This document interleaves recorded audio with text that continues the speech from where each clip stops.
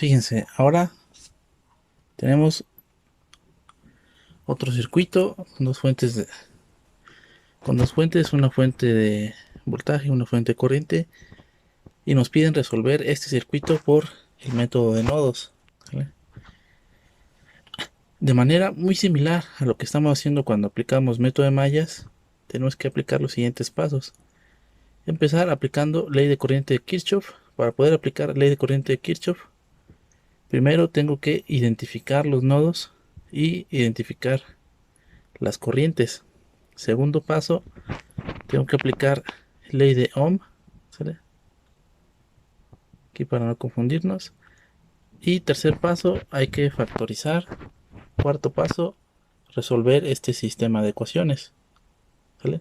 Entonces vamos a identificar los nodos en este circuito y las corrientes, ¿sale? Entonces un nodo es aquel punto donde se conectan más de dos elementos. Entonces aquí tenemos un nodo, aquí tenemos otro nodo, ¿sale? Aquí le vamos a poner N1, N2, N3 de nodo 3. Tenemos esa corriente, la corriente R1 que sale del nodo 1, entra al nodo 2, corriente del inductor que sale del nodo 2 y va hacia el nodo 4, corriente de nodo 2 que va al nodo 3, corriente de capacitor que va del nodo 3 a nodo 4, y la de la fuente de corriente S2 que sale del nodo 3 y llega al nodo 4, que es nuestro nodo común, ¿sale? Entonces, después de que identificamos los nodos, tenemos que colocar potenciales de voltaje, ¿sale? Entonces vamos a aplicar primero ley de corriente de Kirchhoff en el nodo número 1. Tenemos que la corriente, en este caso de la fuente de voltaje 1, tiene que ser igual a la corriente de resistencia R1. La corriente de resistencia R1 es BR1 entre R1, y el voltaje de la resistencia R1 tiene que ser BS1 menos potencial de voltaje B2.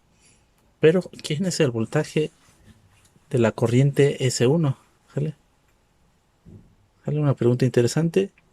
Y resulta que no hay manera de determinar la fuente de la corriente que entrega la fuente de voltaje S1, ¿vale? Porque la corriente que va a entregar depende de la carga a la que está conectada. Entonces, ahí tenemos problemas. Pero, por otro lado, si vemos o nos damos cuenta que el objetivo del método de nodos es identificar potenciales de voltaje, ¿sale?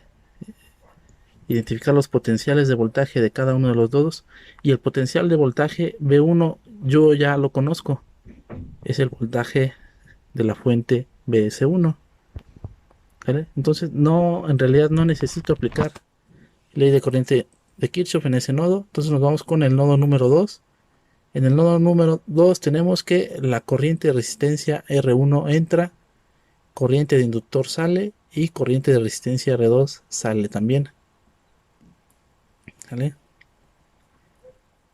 Tenemos que despejamos aquí para tener valores conocidos de un lado de la igualdad, desconocidos del otro lado. Entonces vamos a empezar con corriente de la resistencia R1. Corriente de resistencia R1 ya la teníamos, BR1 entre R1. Y el voltaje de la resistencia R1 es la diferencia de potenciales que se encuentra entre estos dos puntos, B1 menos B2. Y B1 es, recordemos, el voltaje de la fuente de voltaje S1. Entonces va a ser BS1 menos B2 entre la resistencia R1. Ahora vamos con corriente de inductor, ¿vale? Por ley de Ohm debe de ser voltaje de inductor entre impedancia de inductor.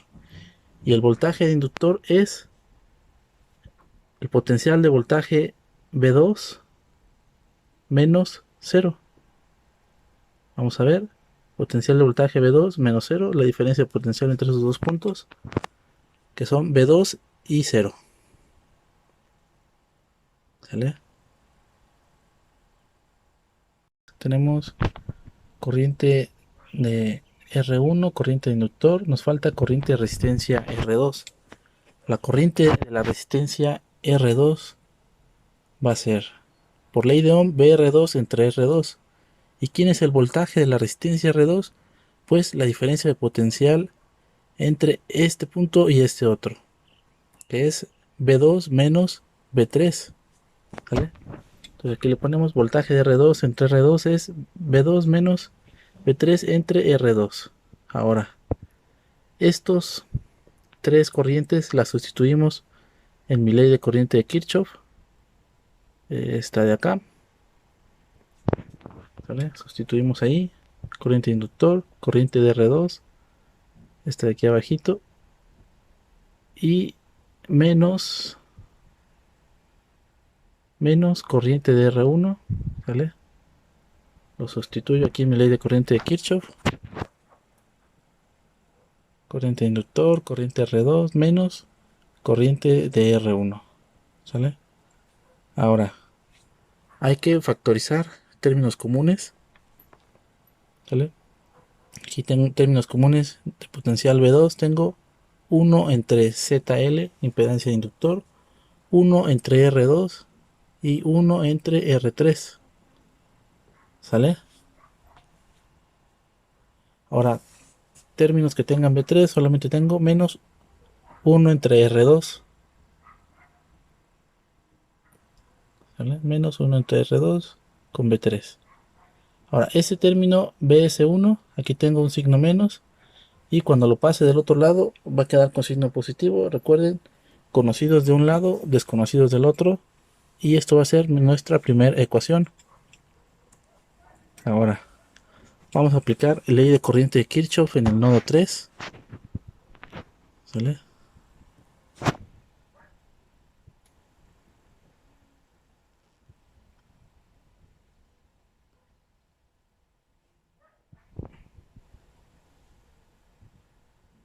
¿Vale?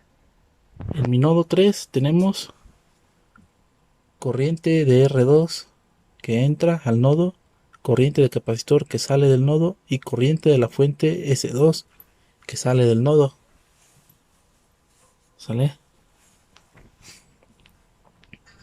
Entonces, ley de corriente de Kirchhoff en el nodo 3 es corriente de resistencia R2 que entra al nodo igual a la corriente de capacitor más corriente de la fuente S2 que salen. De aquí, si despejamos para la fuente de corriente S2, a obtener corriente de resistencia R2 menos corriente de capacitor. Ahora, vamos a escribir estas dos corrientes. Corriente de la resistencia R2 por ley de Ohm debe de ser BR2 entre R2, ¿vale? Y el voltaje de resistencia R2 es la diferencia potencial V2 menos V3 entre R2. Corriente de capacitor por ley de Ohm, voltaje de capacitor entre impedancia de capacitor. ¿Y quién es el voltaje de capacitor? Es la diferencia de potenciales entre V3 menos 0. A ver, vamos a ver. ¿Vale? Voltaje de capacitor es la diferencia potencial entre estos dos puntos, V3 menos 0. ¿Sale? Entonces ya tengo mi corriente R2 y corriente de capacitor. Sustituyo en mi ley de corriente de Kirchhoff, ¿sale? Corriente de R2, aquí está, menos corriente de capacitor, que es V3 entre Z de capacitor. De aquí vamos a factorizar términos comunes. Con V2 nada más tengo 1 entre R2 y menos, con términos que tengan V3 es menos 1 entre R2 menos 1 entre impedancia de capacitor, ¿sale? Y esta de aquí es mi segunda ecuación, ¿sale? Ya lo que sigue hay que escribir ecuación 1 y ecuación 2 en forma matricial.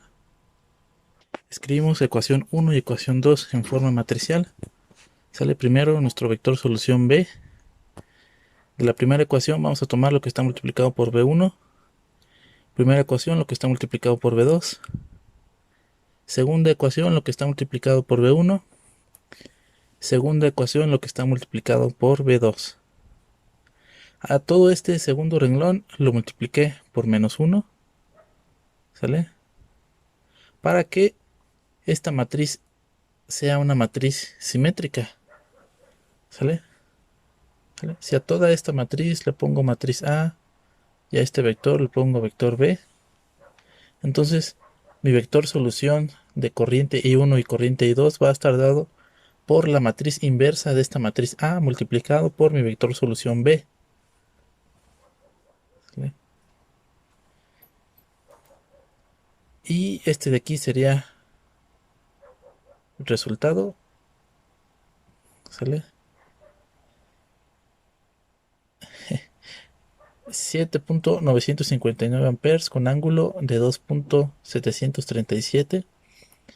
0.355 amperes con ángulo de 119.302 grados.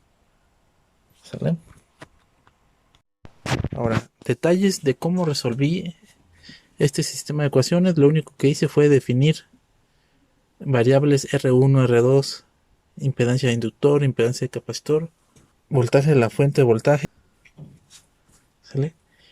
Escribir mi matriz A en términos de estas variables, mi vector solución B, calcular la matriz inversa de esta matriz A, multiplicarlo por mi vector solución B.